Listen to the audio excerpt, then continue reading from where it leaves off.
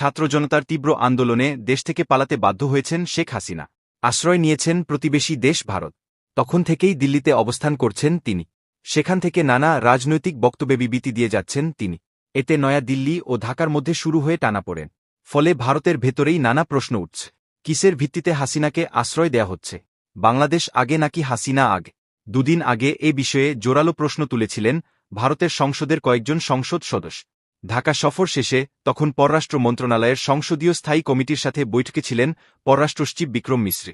সেখানে বাংলাদেশের অন্তর্বর্তীকালীন সরকারের প্রধান মুহাম্মদ ইউনূস সহ শীর্ষ কর্মকর্তাদের সাথে আলোচনার বিষয়ে ব্রিফ করছিলেন তিনি।